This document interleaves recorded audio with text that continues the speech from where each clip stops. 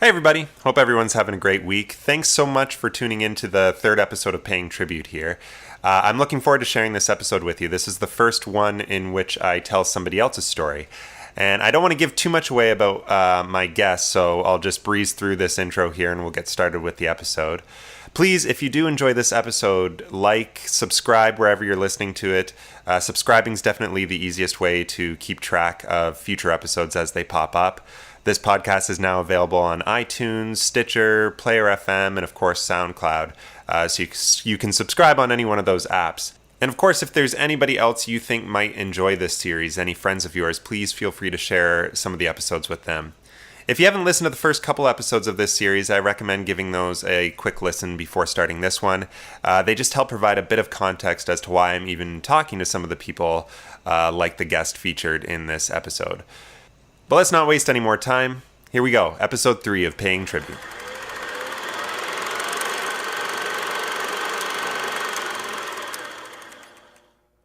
And now, ladies and gentlemen, those two fireballs of fun, Duke Mitchell and Sammy Petrillo.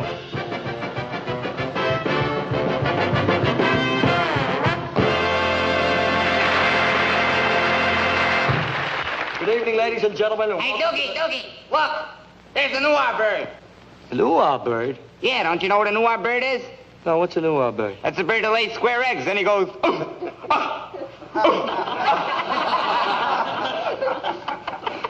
Playboys.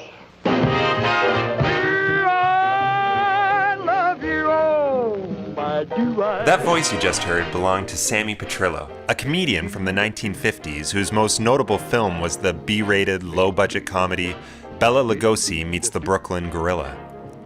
Now, if you're listening to this clip thinking, that kid sounds a lot like Jerry Lewis, well, you wouldn't be wrong. Sammy got his start and rose to immediate fame by paving the way for all future Jerry Lewis imitators, from Sammy Davis Jr., Martin Short, Jim Carrey, to myself and the countless others who've imitated him over the years. But Sammy did it directly in front of Jerry at the height of Jerry's rise to fame. Sammy's big break came in the form of a cameo on the Colgate Comedy Hour, when he, with his striking resemblance and uncanny vocal mimicry of Lewis, was invited to take part in the final beat of a sketch, where Jerry is the hapless babysitter hired by Dean before he takes a night on the town. The final reveal had Sammy Petrillo poking his head up from the crib, giving the same facial expression as Jerry, while Dean covered his face in dismay. All accounts that speak of this particular event, including the one in Jerry's own book, Dean and Me, A Love Story, say that Sammy Petrillo was an immediate hit, and one that perhaps rubbed Jerry the wrong way. After releasing the 1952 Brooklyn Gorilla film, in which Sammy and co-star Duke Mitchell play a suspiciously familiar crooner and comic, that is, without the charm and chemistry of the higher budget and much more beloved Martin and Lewis, Jerry reportedly pulled whatever strings he could in the industry to ensure that Sammy would never work again, so long as he planned on doing a Jerry Lewis imitation. For Jerry, he was protecting an enterprise. For Sammy, the very thing that got him into Hollywood would be the thing that would kick him out. His career stalled while Jerry's exploded, and the rest is history.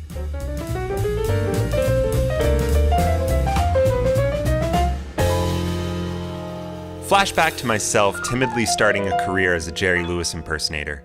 I say timidly because even as a young 18-year-old, I was acutely aware of the fact that Jerry Lewis himself was very critical of those who impersonated him.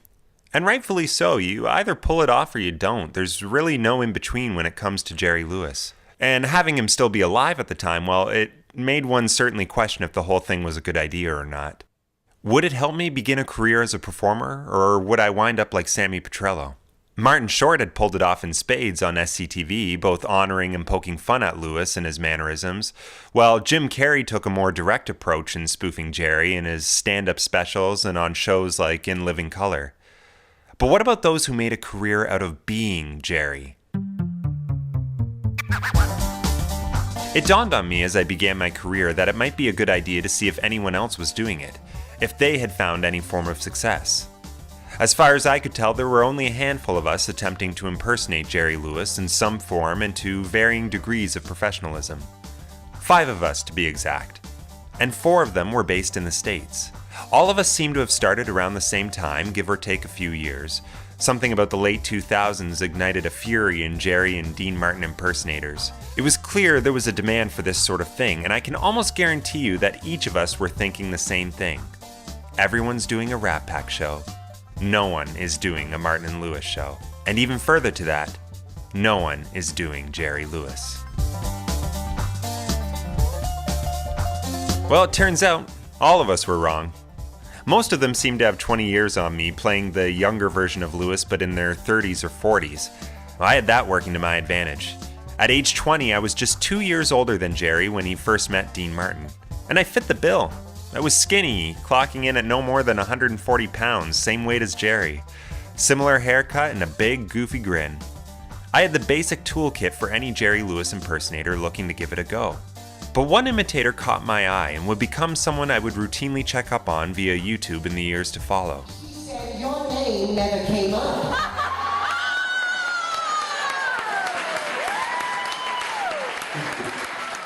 He seemed to be around the same age as me, same build and similar voice. His Jerry was different from mine. There were strengths he had that were different from the strengths I possessed, and he was bringing a certain level of himself to his impersonation as I would learn to do more and more later on. At the time I stumbled upon Macis, he was performing with a show called The Crooner and the Comic, and they seemed to be performing a lot.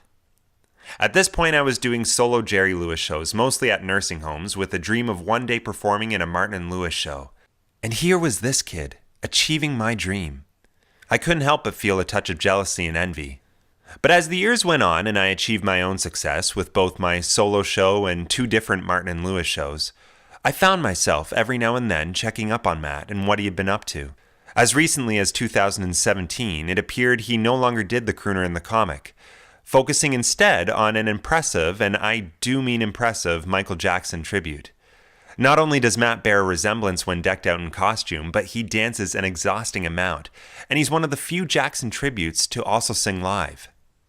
Beyond that, Matt had seemed to successfully transition from being a tribute artist or impersonator to building a fan base for Matt Macis the entertainer, or as he puts it, Matt Macis the musical comedian.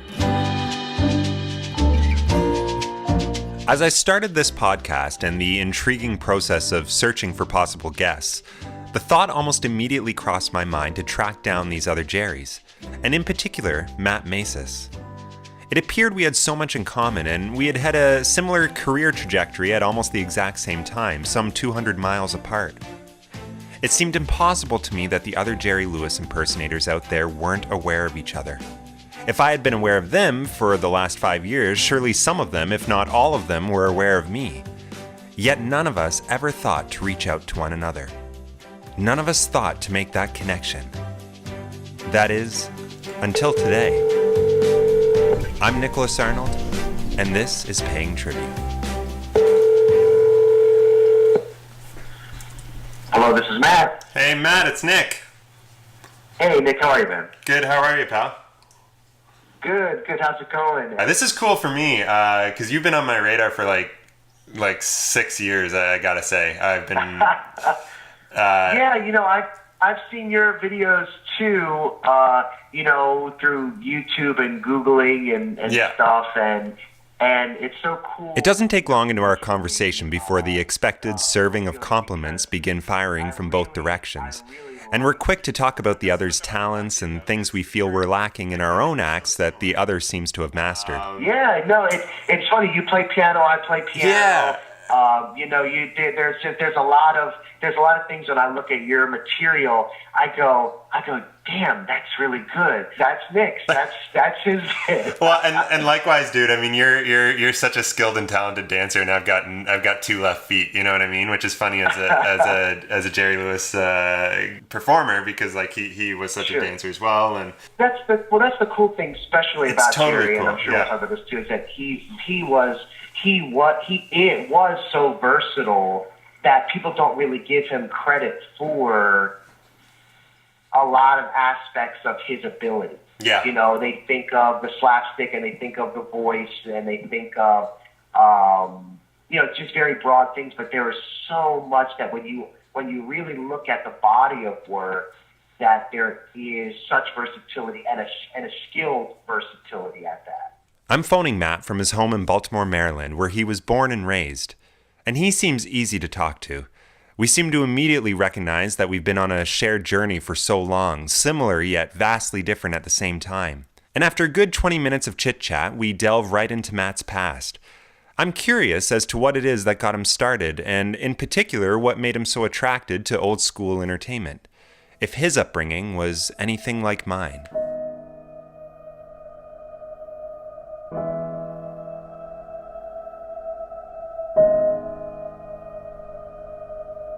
Matt's parents are young for his age. Only in their late 40s, early 50s, they grew up in the 1970s when their entertainment was things like The Carol Burnett Show, The Partridge Family, and reruns of The Dick Van Dyke Show. Well, this seeped into Matt's consciousness as a child.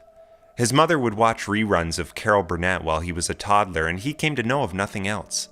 This was entertainment for him. And he recalls as a young 8-year-old waking up at 6:30 in the morning before school each day to catch early reruns of The Partridge Family, being sure to watch the episode closer, which usually featured a musical number.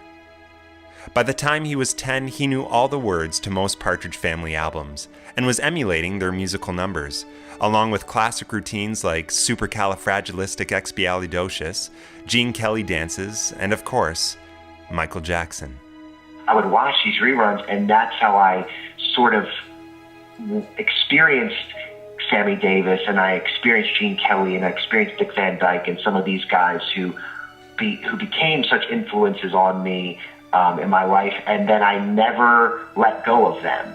Matt's obsession with physical performers led his parents to enrolling him in dance lessons at an early age, something Matt struggled with initially. I couldn't stand it. Not only was I the only boy doing it, dancing the way we danced in dance class was never the way that Sammy Davis did it. It was never with the same style or the same soul that James Brown did it. I did that, but I didn't like it. And so then I would just start to put on my own routines. And I remember having this thought that I wanted to, if you could put me next to Dick Van Dyke and do the dance moves, it would look exactly the same as him. I wanted to be able to recreate those things to be just like that. And so it seemed natural, given Matt's attraction to musical entertainment, that he would gravitate towards theater. School plays and community productions slowly became a part of his preteen and early teenage life. And he was tossed into them without much rhyme or reason at the time, as was evident when he, a short, skinny tenor, was cast in the role of Tevye in a high school production of Fiddler on the Roof. Yet it was productions like these that helped him hone the skills he had been developing in front of the TV, with legends of a bygone era as his tutors. Now, taking part in these productions would bring him face to face with teachers and mentors who, likely without realizing it, helped carve a path for Matt's future to unfold. As someone who didn't come from a family of entertainers or performers or artists or anything with an artistic background, they encouraged me to say, yes, this is something that you can really do. You have the ability to do this for your living. But the regular catalog of community theater musicals would not be the thing that would define him. And while being excellent vehicles for him to refine his skills with, it was the off-the-wall productions, the unusual roles, that planted the seeds for what would become his eclectic career. Despite excelling in leading and character roles in classic and challenging musicals, Matt still felt himself slightly on the outside. Something about his performing career seemed to be pulling him in a different direction, and he could sense it.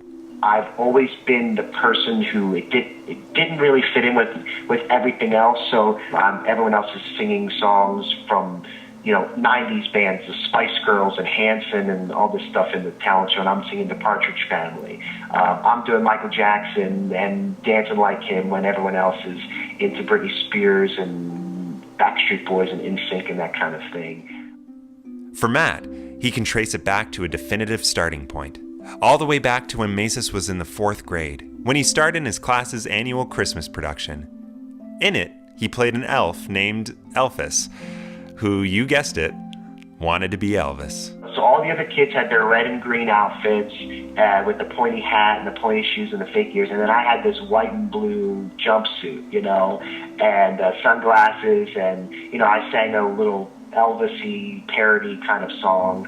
And I really do think, looking back, that really set the stage for me to be okay with being different. Of course there were times where I was very, very lonely and wished that I could like these other things, but there was something inside of me that said you have to be your own person, and it just is natural. It is human nature to find the balance between what is acceptable by your peers and what is acceptable to you as an entity of yourself. It's here that I really start to feel like I identify with Matt so much. Going back to what I talked about in my two-parter episodes, I recognize and sympathize with that obsession of old entertainment. I relate to not understanding or frankly caring about what my peers were into. The Backstreet Boys, Spice Girls, Britney Spears, they all came and went without much notice for me, as they did for Matt. When I asked him about it, he thought for a moment, and then he came up with this. Yeah, I mean, there are certainly times where I think, wow, how great would it have been to be alive when so many of these people who I admire were in their prime, to not only see them, but perhaps to be a peer of theirs. I think that's one of the things that younger performing arts professionals, as younger artists who have an affinity for the golden age of entertainment, the golden age of Hollywood and movie musicals, things of that nature. It's sad that so many of the people who we have an affinity for are no longer around for us to even have the opportunity, even if it's in a complete matter of happenstance, to be in their presence, to learn from them, to see them, to interact with them. And then, of course, maybe in some way become a peer or become a protege or just to be respected by them. You defended me. Of course, many times. You're so ungrateful. Ungrateful? What did you ever do for me? Give me a for instance. I'll gratitude you.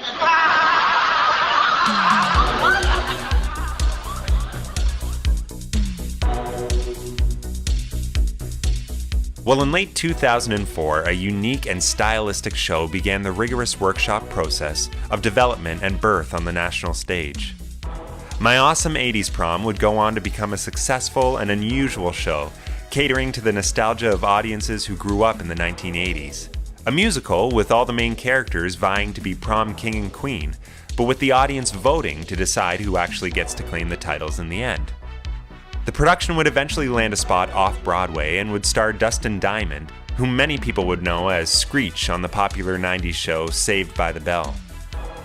Produced by Tony Award winner Ken Davenport with casting by Dan Clemens, My Awesome 80s Prom would play many US cities including Chicago and Boston and eventually Baltimore. At the time 80s Prom was casting for its Maryland debut, Matt Macis was 15 years old. And not yet out of high school, he was aggressively pursuing a career in the arts. He would audition for everything back then and submit for anything he could, even though he was only a teenager and most productions wouldn't hire him. The audition posting for My Awesome 80s Prom was widespread and caught the eyes of Matt's peers. Matt's friend urged him to audition with her. And I looked up the names and I said, Ken Davenport, he wrote Altar Boys, and the team, Dave Clemens, who's a big Broadway casting director. I said, these are the big people, I said to my friend, they'll never see us. These are going to be real professional actors. We're just local, yokel, community aspiring, we're too young. Still, Matt landed an audition. He was asked to bring in a comedic monologue and a song which he felt was easy enough for him to pull off. Sure enough, he did so, to great reviews from the panel. They were very encouraging. They were great. They said, you're great, but you're just too young. We really need actors who are in their 20s to portray these, sort of caricatures of characters from The Breakfast Club and Pretty in Pink and 16 Candles and all those great 80s John Hughes movies. So I went on my way and, dejected, but it was what it was, At this point, luck and timing took over. Matt's friend, who had told him to audition with her, landed a part in the Baltimore production. While weeks went by and rehearsals began, Matt had moved on, continuing to look for other opportunities, until a few weeks into the rehearsal process for My Awesome 80s Prom, he received a phone call from his friend, telling him they were looking for an impersonator. Because part of the show is they make this tease that Tiffany is going to perform, and, in in the mid-2000s, back when this was being produced, you know, the idea of Tiffany coming and appearing at this event, you know, was not too far off. You know, the actual Tiffany, to sing I Think We're Alone Now, was not too far off. And the New York run had several 80s stars as guest hosts. An impersonator would come out as the real special guest, and they couldn't find an impersonator for the Baltimore run. A few days later, Matt was sitting in science class when his phone rang in his pocket. Seeing the unknown number, he excused himself, asking to go to the washroom. Sprinting down the hall, he found a quiet place to take the call. And it's Ken Davenport, who, again, big-time Broadway producer and everything, and he said they wanted me to audition for the Michael Jackson part. Well, now the pressure was on. Despite never performing professionally, Matt had perfected his impression with friends and at Halloween parties, school assemblies, and talent shows. This was something he could do, and he could do well. Matt was brought in to audition for Ken and the entire production team. Sweating, he stood there in front of the panel in his ragtag Michael Jackson outfit, and he began to do his best Billie Jean. I mean, I looked horrible. I mean, I looked like a cross between like Hedwig and the Angry Inch and like Dee Snider with a jet black, you know, Morticia Adams wig on. Like, just horrible. The makeup was horrible. The whole thing was horrible. Matt left the room, unsure of how to feel, until he was called back in by Ken. Ken said, I'll be honest with you, we're going to hire you because we have no other choice. And he says, but we're going to have the guy who does the show in New York come down and help you refine everything. That person was a man named Joby Rogers, a Michael Jackson impersonator who at the time was doing the show in New York. But Joby was no amateur. Michael Jackson himself chose Rogers as his number one choice of Michael Jackson tribute artists after reviewing 116 of the top Michael Jackson impersonators in the world. Rogers had at this point appeared on Rolling Stones magazine, Jimmy Kimmel Live, Conan O'Brien, and national and international arenas. At age 16, Matt Macis, now working with Rogers, was thrust into the big time. Joby worked for Michael Jackson in the 80s and was signed by Michael Jackson to be his official stand-in and just showed me the ropes on the contour makeup and the prosthetics, and they had costumes made for me. The contract was an Actors Equity Cabaret contract. I mean, as thick as, you know, a steno notebook, and I didn't understand one thing about it. I mean, I didn't understand the tax forms, I didn't understand the liability clauses and the, you know, different, you know, the opt-outs with equity and points and all of that stuff.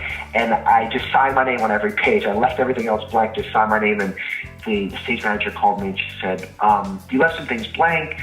Can you come back down and fill out the rest of your paperwork? I said, oh, I'm sorry. So I went back down and I'm looking at the stuff like it's, you know, trigonometry. And she says, can I get your license? Do we need to scan it for the tax paperwork and payroll?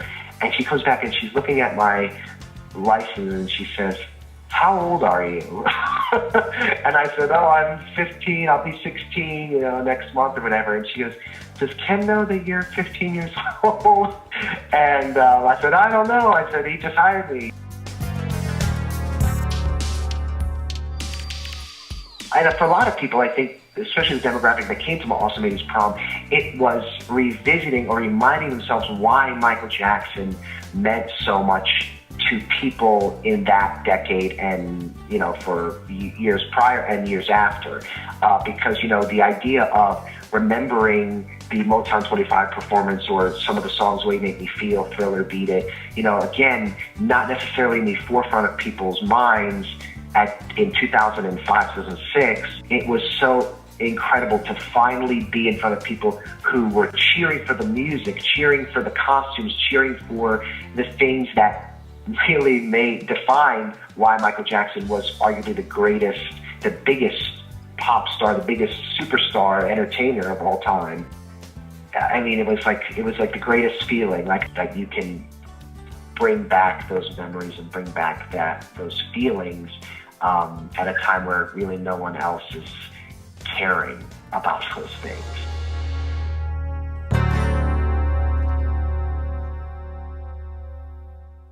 My Awesome 80s Prom would run for 6 months. gaining huge popularity within the city of Baltimore and further cementing Matt's passion and desire for a career in the performing arts. 80s Prom closed in December of 2006, and Matt would go on to join the off-Broadway cast of the show in New York that summer. Following his high school graduation, he almost immediately dove into work with professional and semi-professional productions and theater companies in the city. The Michael Jackson routine faded into the past, preserved with the memories of my awesome 80s Prom. The name of the game now was musical theater, and Macis was moving on fast.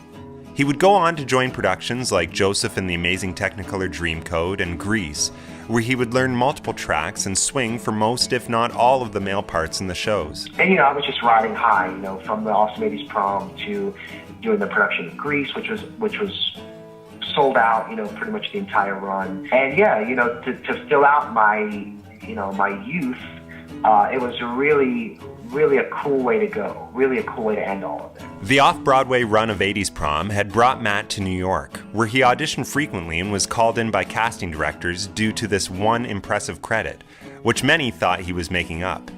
Aside from a random Ken Davenport-produced show, his resume was filled with high school musicals and community theater. The biggest question on everyone's mind was, how did this kid land that gig? So he was brought into the room, frequently, but just as frequently told he doesn't have enough experience, he can't sing high enough, he can't sing low enough, he's too short, he's too tall, too young. The usual problems for any actor. He had no prospects and instead returned back to Maryland to attend 2 state colleges, where he studied music. But to know Matt is to know one of the most driven individuals, and his dorm room wasn't going to keep him from cultivating a way into the industry. And so he would create opportunities for himself, involving himself in numerous side jobs and networking opportunities at the college and beyond, connecting with anyone he could who was working in the industry. After a couple of years of small jobs, regional theater gigs, and a successful run of a Huckleberry Finn touring show, in which Macis played the title role, the idea of going back to New York and auditioning with the same barrage of rejection was not appealing to him. He was looking for another way. There had to be another way. He had always felt like a bit of an outsider. Why would his career path be any different? He knew he had this Michael Jackson thing in his back pocket. In fact, it was the single thing that had given him his strongest connections in the industry. Connections like Ken Davenport and Joby Rogers. There had to be a way to expand upon that.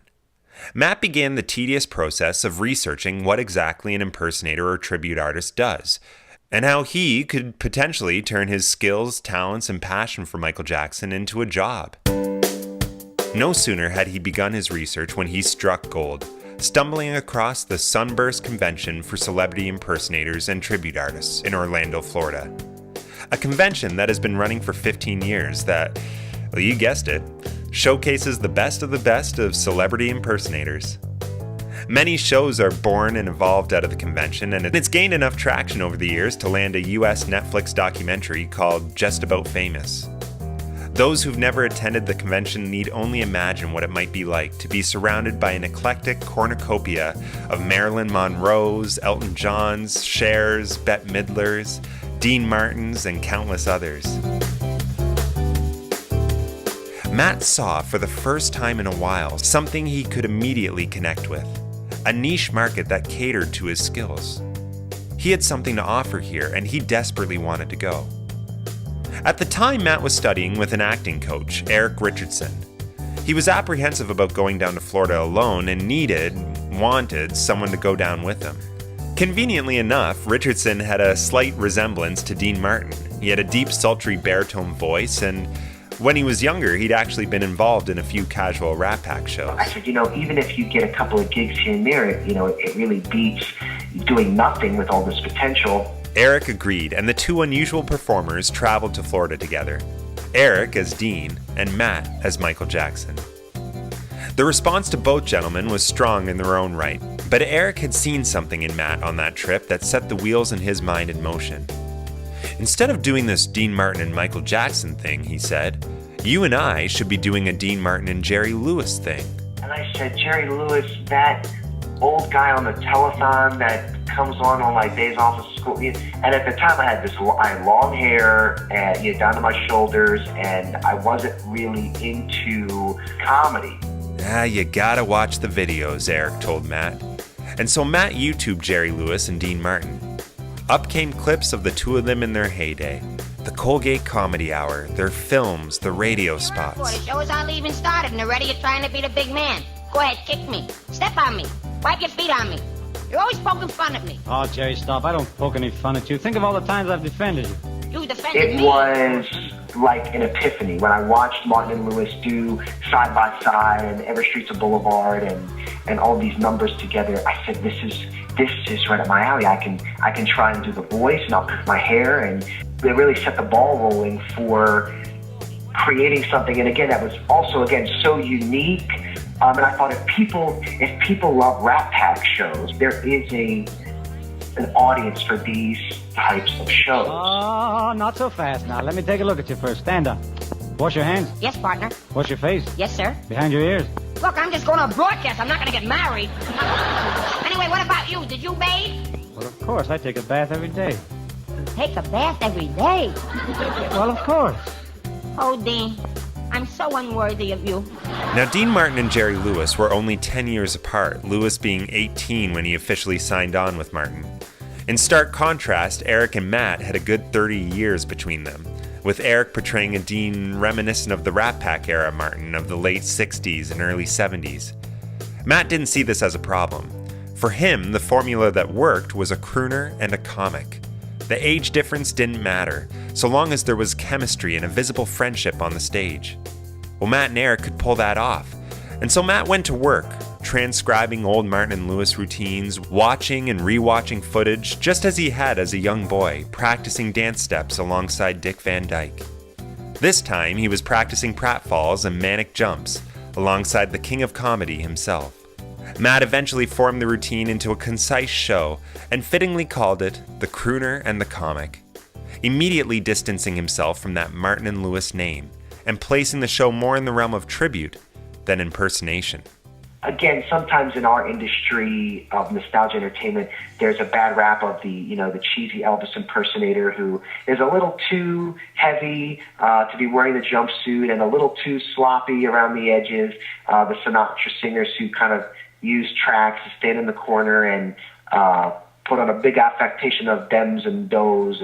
Matt began by pitching the show to any Craigslist ad in the country looking for entertainment for their event. The senior center, retirement home, community events where we got paid nothing. I mean, one time we went all the way out to Western Ohio from Maryland, which is probably about a 6.5, 7 hour drive. I think we made $150, but we went and did it. We played a paranormal convention, where everyone's set up with tarot cards and,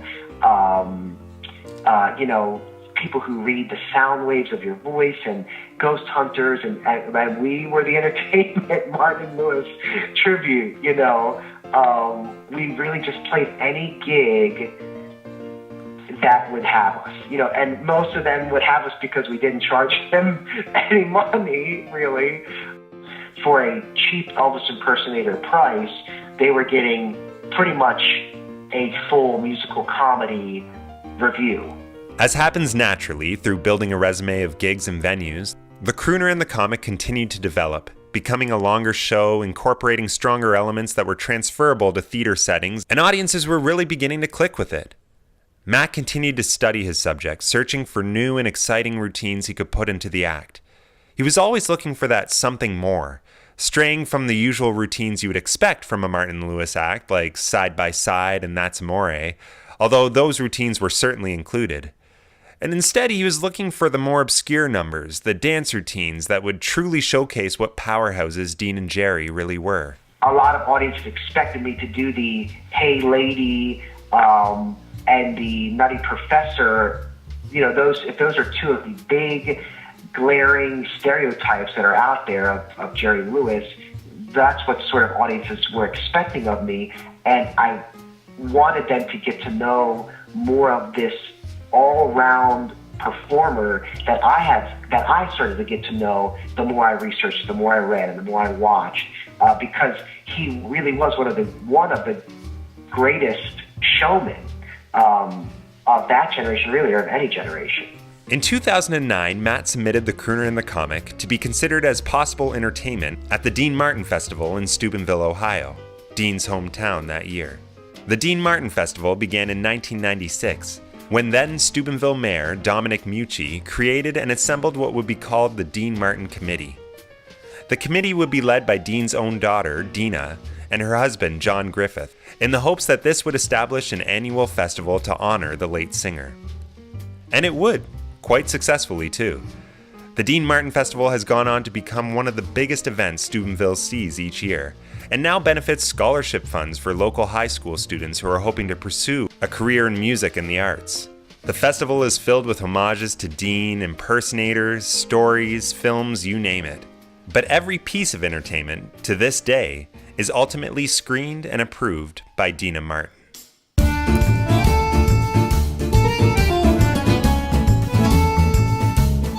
So when Matt and Eric received their invitation to come perform at that year's festival, they went through the roof. Not only would they be performing for some of the strongest Dean Martin fans in the world, but Dina herself would be watching their act. Matt and Eric packed their tuxes and traveled down to Steubenville to take part in the festivities. In the year 1950, the real Dean Martin and Jerry Lewis performed in Steubenville for the dedication of the town's high school auditorium. Matt and Eric would be the first Martin and Lewis duo to perform there since, well, Martin and Lewis. Everyone else who was on the bill from Dina Martin on down was a vocalist. And so it was, and here is this person, and for 15 minutes singing and working the audience, and they're done. Next person, walk around, work the audience, sing. You yearn for something different. And when we came out of the gate, it was like an explosion. I mean, it was to this day, I remember the reaction to that, and it was just incredible. There's such a concentrated gathering of Dean Martin, Rat Pack, Vegas, crooner, and Martin and Lewis, any sort of entertainment from that era. It's such a concentrated group of people who love, and there's such an affinity for all those personalities, all of their songs, all the material, that if you don't do it well, their response would be tepid. But what they ended up doing, they did so well. So much so that after their performance, Dina herself approached them. She stopped me and she said, "I'm going to tell my Uncle Jerry about you." And Uncle Jerry is how Dina affectionately referred to Jerry Lewis. And I said, "Oh no, that's not necessary. We're not doing it for his, so that he'll give us some recognition or whatever." But she said, "No, what you do really well, and he should know about it." She was just very, very encouraging and very, very sweet, and just a great professional relationship exists, because of that. It was great to be around Dean Martin fans and to see where Dean Martin lived and to go to the places where he, grew up and lived as a young adult. It was really cool, to meet folks who knew Dean. Again, we'd only been doing it for a year, maybe, and then to be surrounded by all these Dean Martin fans, and people who loved him especially, and Jerry Lewis. There's a lot of love for Jerry Lewis as well. But it was very validating in its nature, and I'm glad we were able to do that. A year into the crooner in the comic, and Matt Macis was comfortable in the shoes of a comedian. He now thrived in the concert, musical, comedy environment of performing, and saw the crooner in the comic as an opportunity to propel him into greater things without ever stepping away from the era. The idea behind it, right down to the creation of the name, was to push the show past being an impersonator gimmick, but rather a brand new show for modern audiences, using a formula that worked for Dean Martin and Jerry Lewis back then, all while staying true to the musical stylings of the era. Ultimately, as often happens with partnerships, Matt and Eric had different ideas for how they wanted the show to continue developing, and eventually parted ways. That's what I really wanted. I wanted to make it a thing where the crooner in the comic would no longer become a Martin and Lewis tribute. It would be in the style of, he would be the tall, handsome singer, and I would be the shorter, younger kid who muck things up and have my own stuff going on. We could still do skits, and we could still do the music numbers, the song and dance numbers, but there would be more to it than just the Dean Martin catalog, the Jerry Lewis catalog. It just never got there. Eric went on to become a wildly successful Dean Martin impersonator, something he does to this day. And Matt continued developing and building upon the crooner and the comic, honing his Jerry Lewis and finding ways for Matt Macis, the musical comedian, to slip in throughout. For a while, Matt struggled with what to do with the show, until he remembered spotting a gifted performer he had seen while visiting the Dean Martin Festival. Felix Deneau. A veteran performer, Felix had grown up watching things like The Ed Sullivan Show, The Jackie Gleason Show, and of course, the Dean Martin Variety Hour. And he began at an early age impersonating celebrities. Graduating high school, Deneau joined the U.S. Navy and continued developing his impersonations whenever he was off duty. And on his free time, Felix would go to Vegas and catch whatever shows he could. One particularly memorable show was when he saw Dean Martin himself at the MGM Grand, one of the most popular hotels in Vegas. There, he was actually able to accompany Dean on stage, at which point Dean had him perform his impression of him right in front of the audience. Deneau did so, to which Dean replied, "That's pretty good, kid." Felix's business manager was a woman named Betsy Bayram, who had met him after seeing his Rat Pack show, the Central Florida Rat Pack. She worked with the Central Florida Pack for many years until their popularity took on a life of its own, at which point she gravitated to just working with Felix. Well, Matt reached out to Felix in the early 2010s, hoping this would breathe new life into his project. And together with Betsy, they revamped The Crooner and the Comic for a brand new production. And they performed quite a bit. Most of the videos available on YouTube are of Matt and Felix, and they certainly have a strong chemistry together. But Matt was feeling anxious when it came to the show, and it wasn't long before he felt like it might be time to move on. The idea of a Martin and Lewis show, and this is the truth, is that it's being done so well right now by others, you know, yourself included, that I just don't feel that I need to be in the arena of it anymore, because there are other people doing it to a greater extent with a greater devotion to it than and I would hate to disrespect those folks nor the legacy of Martin and Lewis by just throwing something together on a whim just to make a quick buck. The Crooner and the Comic website is still up, and it still seems to accept inquiries.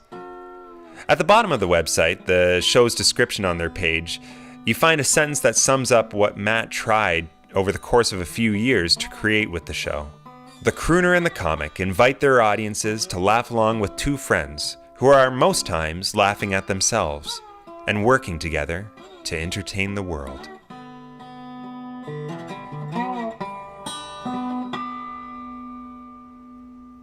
Matt had secured his own manager at the time of the Crooner and the Comic remount, and when he came forward and said he wanted to slow down with the Jerry Lewis stuff and explore other aspects of his career, his manager decided to blindly follow him down an unknown path. Even if I did a little bit of the Jerry thing, people would just always wait for that to come back, and that if I tried to be serious or if I tried to be poignant, it wouldn't have the same effect.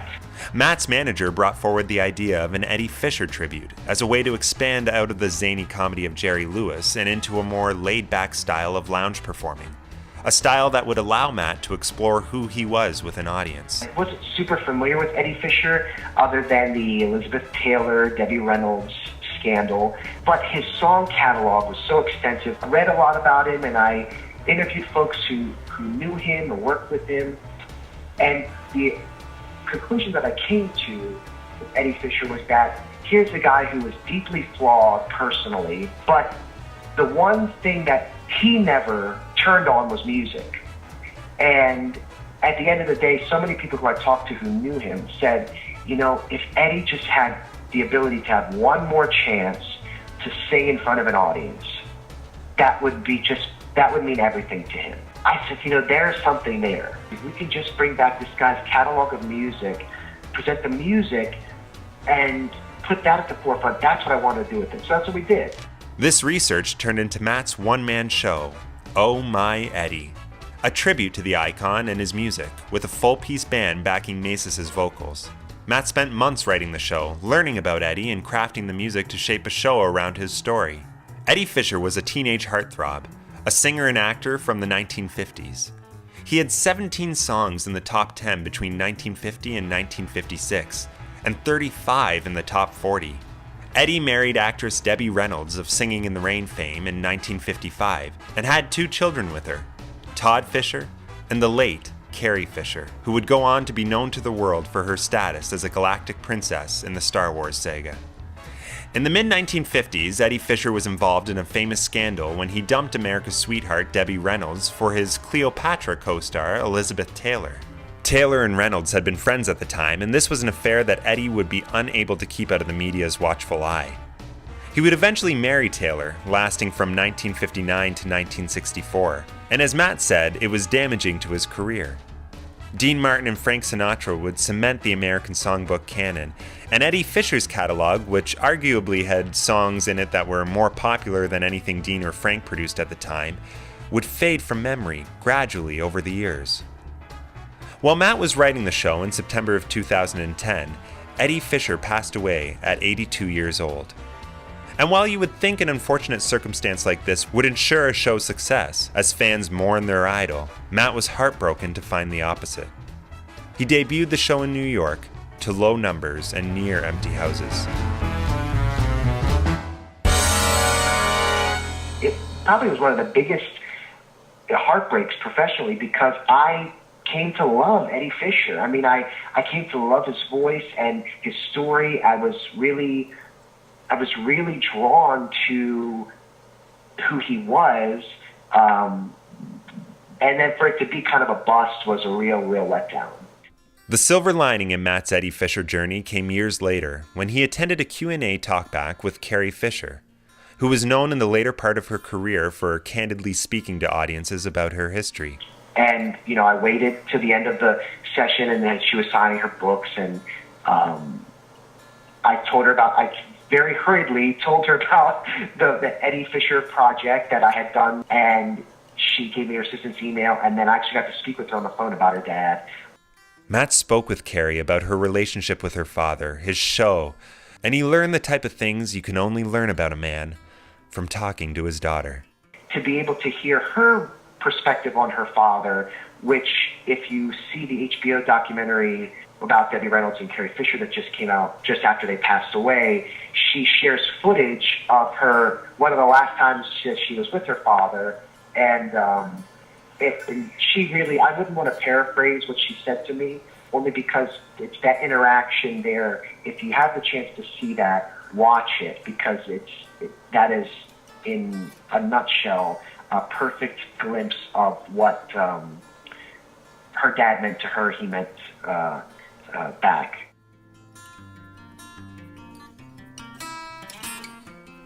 Still in his early 20s, Matt's unusual career path had taken him to a Broadway producer, a colleague of Michael Jackson's, Dina Martin, and now Carrie Fisher. He may not have been following the tried and true path laid out for him by musical theater actors who had gone before him, but he was forging his own path and finding unexpected success in unusual ways. Matt wasn't sure where his career was headed. He felt good about the fact that he seemed to have stayed true to his inner voice, but where would that lead him now? He had done the crooner thing, he'd done the off-Broadway thing, dinner theater, regional theaters. He met Hollywood luminaries and played for some incredible people. Well, in a bout of spring cleaning, Matt discovered his old Michael Jackson costumes. Costumes he had accumulated in the years leading up to and during My Awesome 80s prom. He steamed them in order to get them ready to possibly sell. They were worth good money and had been tailor-made. And then June 25th, 2009 happened. The day Michael Jackson passed away.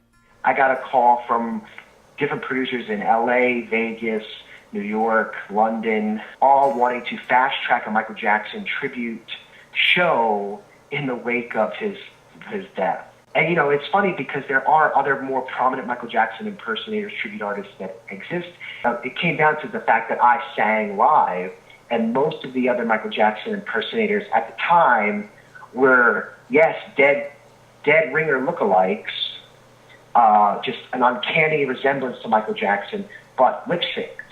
And I did, for about 2 years, almost just constant Michael Jackson shows in the United States, abroad, to thousands and thousands and thousands of fans who were mourning, celebrating, and ultimately the idea of going to a Michael Jackson tribute concert was really their way of connecting with Michael that last time.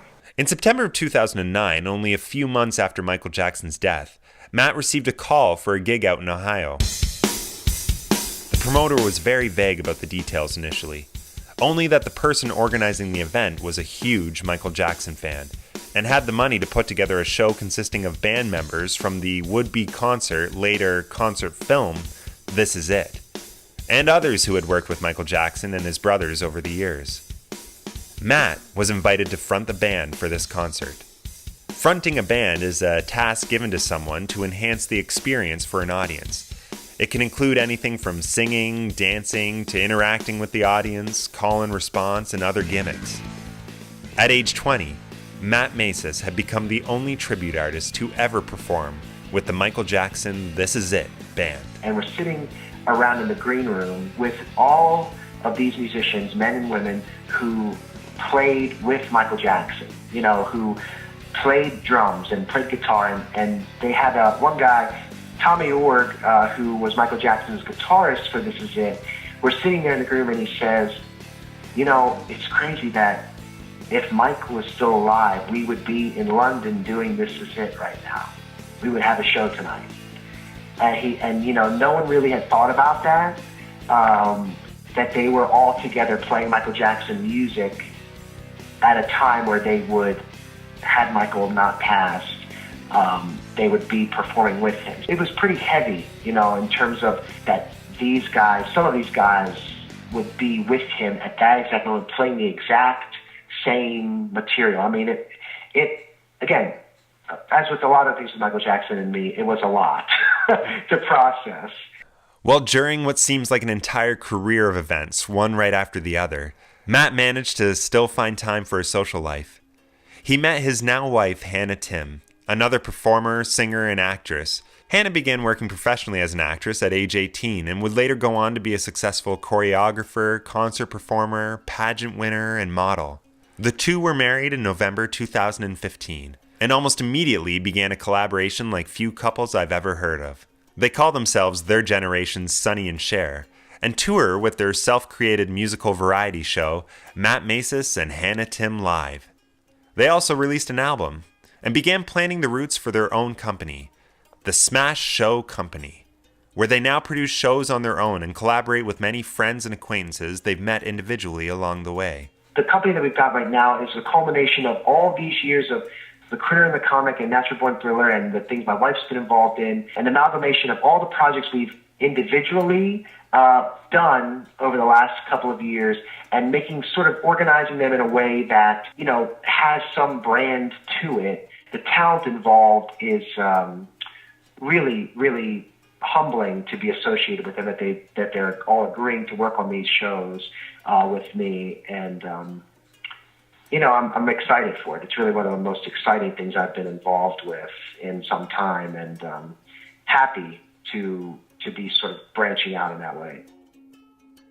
At this point, I've been talking with Matt for over 2 hours, and as our conversation comes to a close, my head is spinning over how driven and successful he's been over the course of his very young career. From the very beginning, Matt sensed something different within him, and the only comfort and sense of companionship he could find with that came through the reruns and old films he watched and rewatched, the time steps and shuffles of some of the greatest legends. From Jerry Lewis to Eddie Fisher to Michael Jackson, Matt Macis seemed to have attempted it all.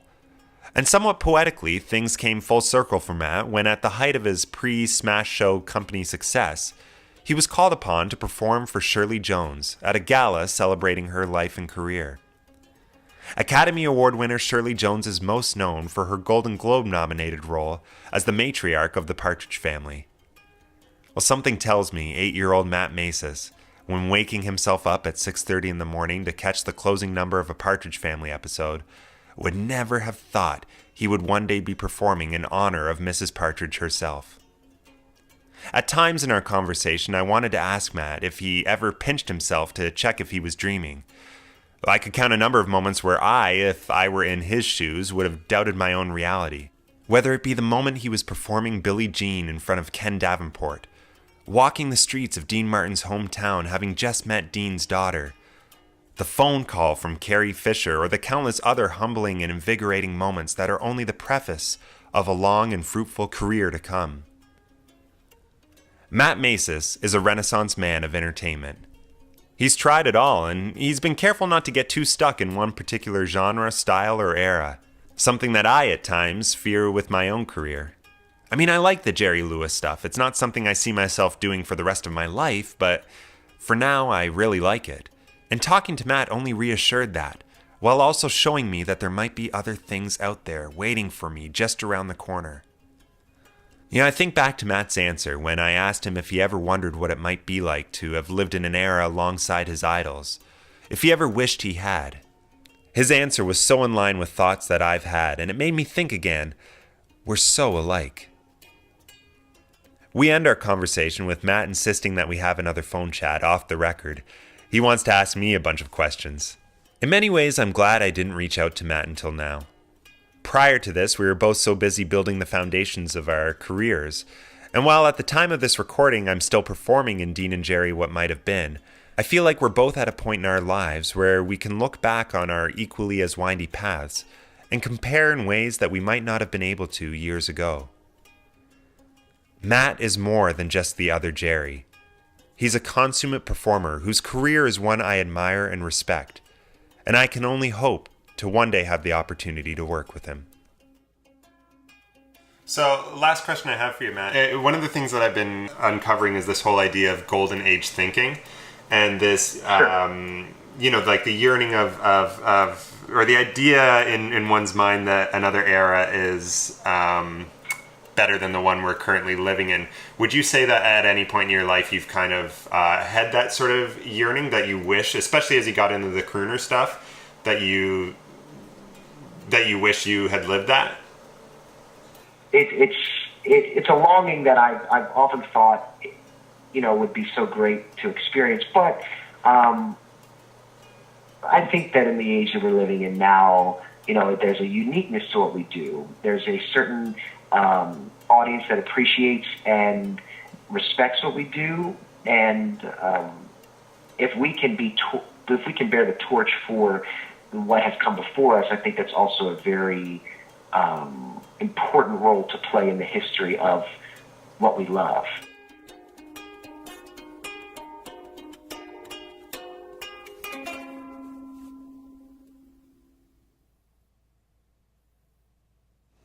Paying Tribute is written, produced, and edited by myself.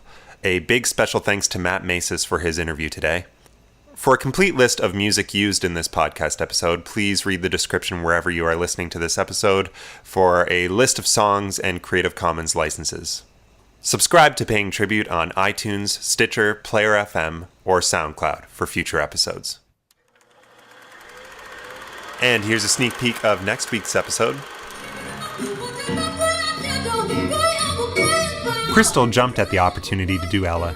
She didn't look like her, but she could actually scat. Here's her with Chris Dodge on keys.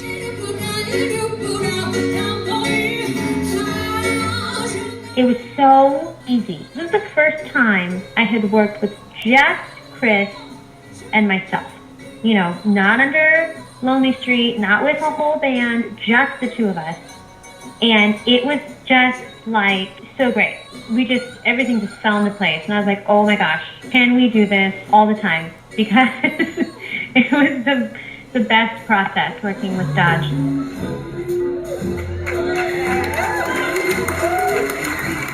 Whitney Houston, American Idol, Ella Fitzgerald, that all happens next week on Paying Tribute.